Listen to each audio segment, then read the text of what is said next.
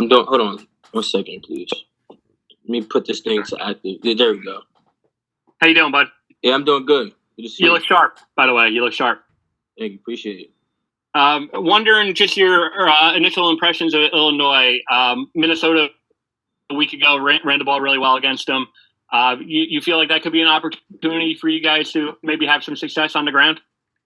Yes, sir. Whatever coach has playing, we just got to go out there and execute it. From the beginning of the game, as soon as the ball kicked, we got to come out there on our toes, ready to go.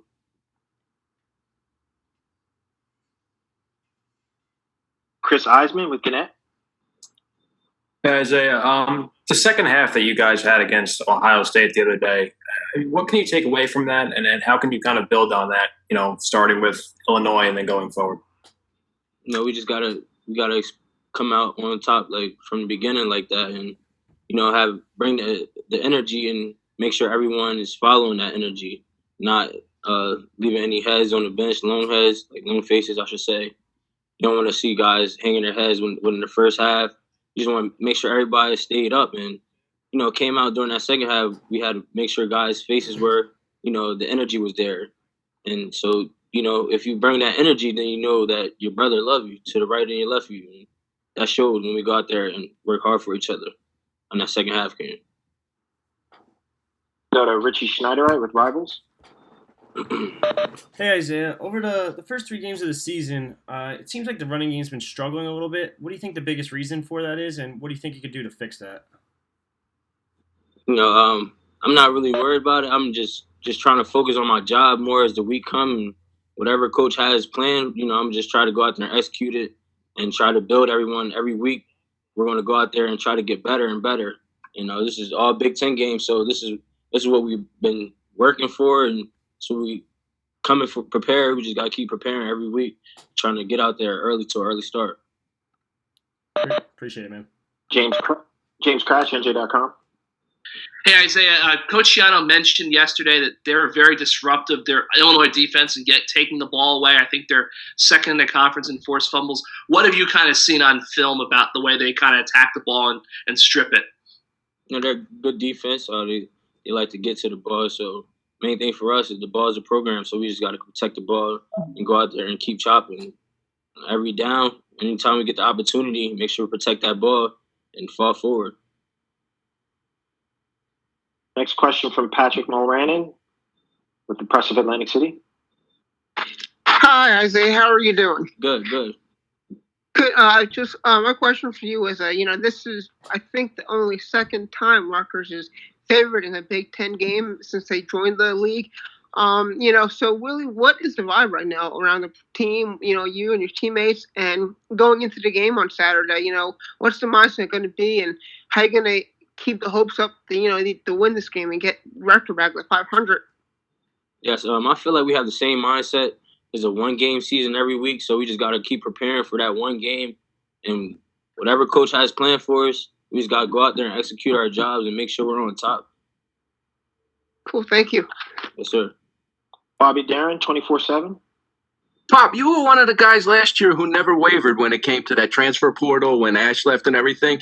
And what was kind of your message to the other guys during that time? And what's it like now to see this kind of success, knowing you stayed put?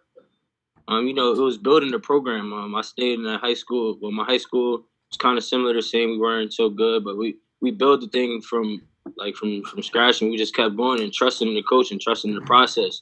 And that's what I kind of did. I trusted this thing through all the way out, and I believe in one of my players. I believe in all of my players, and we just during that offseason, it was actually a grind. Just had to keep going out there and trying to build with each other and trying to build that brotherhood.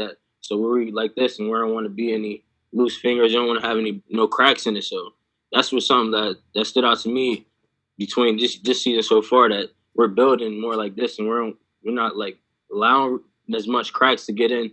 That's what's going to keep us moving forward, to get successful. More questions. We'll go to JamesCratchNJ.com.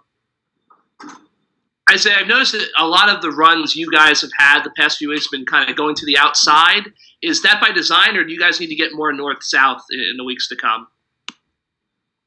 Just following the game plan. We just got to get north and south. We want to get north and south on most of our runs, but if we see a little daylight, running backs run the daylight. So I gotta keep doing my job, and lines gotta keep doing their job, and we just gotta keep going. Like there's no let ups and no setbacks.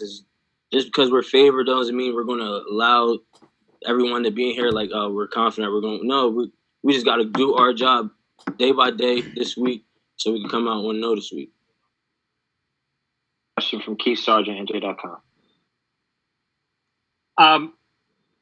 Isaiah, curious after 3 weeks of playing with no fans, as a guy who thrives off home field and the fans, what's it been like? Is it weird? I honestly haven't really worried about the fans and everything that's going on. I'm just focusing on my job and what I got to do to help us on the offensive side of the ball. I haven't been worried about the fans or if my mom and them are there. Honestly, we're just focused on each other and trying to execute our jobs and make the plays work.